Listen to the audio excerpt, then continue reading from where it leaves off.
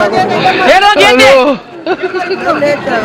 Erki birri mana pakai di erki birri ayam kenake? Wala kalo. Ayam ni kaya erki birri ayam dapo na kita. Kita pura ala kerana tu kan uduran erki birri.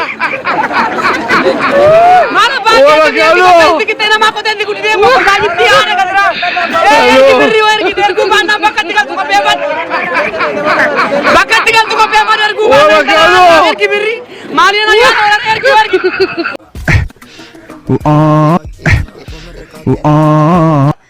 Wajib Pak Widi dah tu.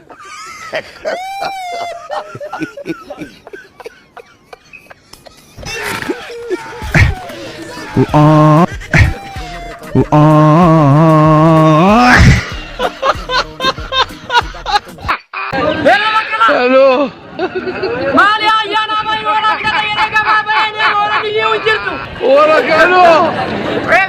Mari dia keluar tu, mari orang lagi tu kau dijual lagi, orang ini bilang ini bukan aman dah pun. Anak kita wajib berbeza kau kerja berada kaya cuna. Wala kalo. Kerja beri kau tu kau dah berbeza kau cina ada kelaman dah mari orang lagi nya tu kau jual lagi tu tadi bilang itu. Dijual lagi orang ini. Wala kalo. Nanggaran jam tu orang ini orang kala.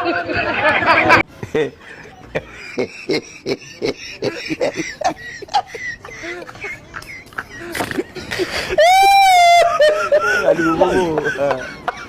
Wajib Pak.